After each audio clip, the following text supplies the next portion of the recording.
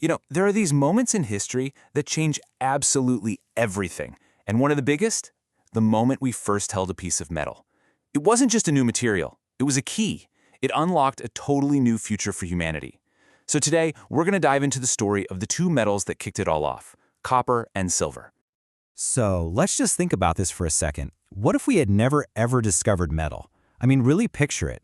A world without metal. No modern tools, no money, no electrical wires. It's almost impossible to imagine, right? And that's the whole point.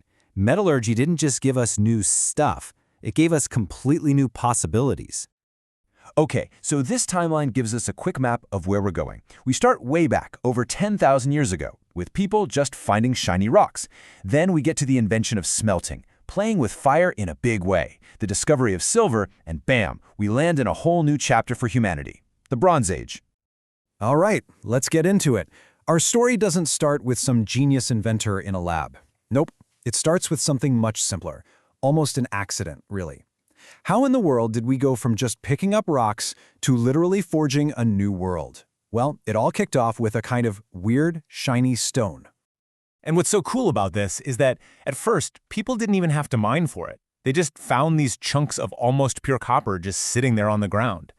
This stuff, native copper, was pretty soft. You could actually work with it. They could take the same stone hammers they'd been using for ages and just beat it into different shapes. This is how the very first metal ornaments were made. It was kind of the perfect starter metal.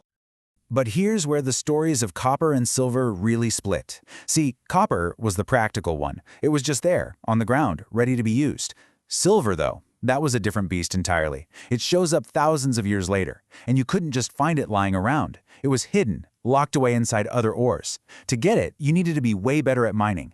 And because it was so rare and had that incredible shine, it immediately became this huge symbol of wealth and status. So using that native copper was a great first step, right? But there was a big problem. There just wasn't that much of it. To really change the world, humanity had to solve a massive puzzle. We had to stop being scavengers, just finding metal, and start being creators, making it. The challenge? Figuring out how to get metal out of a plain old rock. And the key to unlocking that secret was mastering the most powerful tool we had: fire. Okay, get ready for this number. 1083 degrees Celsius. That's the temperature you need to hit to melt copper. Let's be clear, this is not your average campfire. We're talking hotter than some lava flows. Just figuring out how to get a fire that hot and keep it that hot was probably the single biggest technological hurdle for early civilizations. But if they could crack it, they'd have a nearly unlimited supply of metal. And the solution they came up with? It's called smelting. And this, right here, is the real birth of metallurgy. The basic idea is you heat up the ore in a super-controlled way until you can literally melt the metal right out of the rock. This was an absolute game changer. Suddenly, we didn't have to get lucky and find those pure nuggets anymore. For the very first time, we could make our own supply. And you can really see the tech evolving here. At first, their furnaces were just simple pits dug in the ground. They'd use charcoal and hope for a windy day to get things hot enough, and it just barely worked. But then came the real leap forward, the shaft furnace. By building it vertically and using bellows to pump air in, they could create a stable, incredibly hot fire. This new tech meant they could work with all sorts of different, more complex ores. The world's supply of metal just got a whole lot bigger. All right, but silver was a whole different puzzle. See, it was often chemically stuck to lead. You couldn't just melt it apart, so they had to come up with this incredibly clever process called cupellation. And this is less about raw heat and much more about some seriously smart chemistry.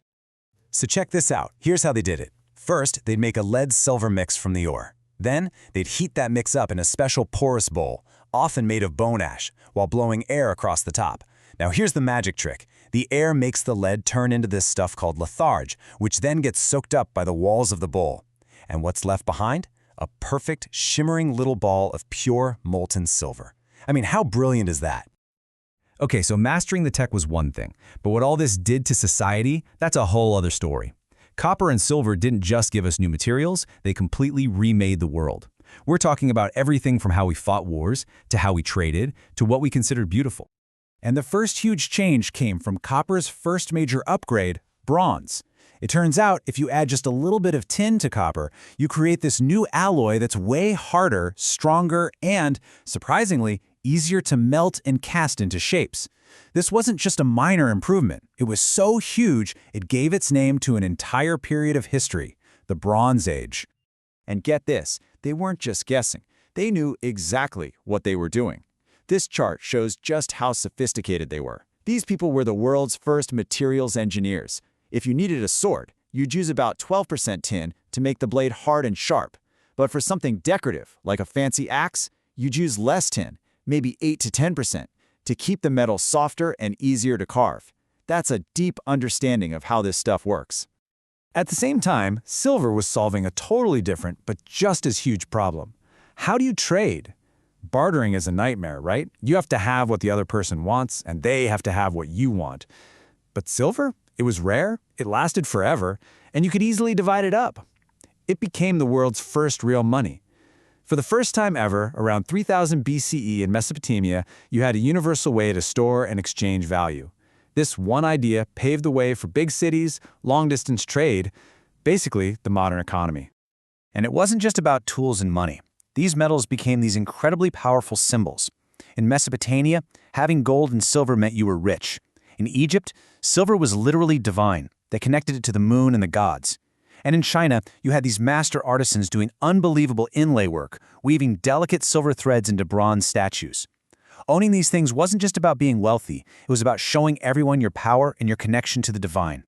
So you might think this is all just ancient history, right? But the story doesn't stop there. Not even close. The revolution that started with these metals thousands of years ago is still echoing all around us today, in ways you probably don't even think about. Think about it. That whole journey, from just finding a piece of copper on the ground to precisely engineering alloys, that wasn't just a chapter in our history book. That was page 1 of the book on material science. All the basic ideas, smelting, alloying, casting, they're the direct ancestors of modern industry. I mean, look around you. The copper and the wires they're powering whatever device you're watching this on, we use it for its conductivity, the same reason they valued it. The silver in your phone, in solar panels, even in medicine, it's essential. Every time a factory casts a modern alloy, it's using a super advanced version of a process that was born in a dusty pit furnace thousands of years ago. We owe those early innovators big time. And really, that's what it all comes down to. Discovering metal wasn't just like inventing another tool. It was a fundamental shift in our entire relationship with the world. We went from being people who just used what we could find to people who could create brand new materials and shape the world to our will. So that leaves us with one last big question. Copper and silver started it all. Then iron and steel had their turn. Today, you could say we live in the age of silicon. So, what's next? What new material, maybe being cooked up in a lab right now, is going to be the thing that completely changes human history all over again?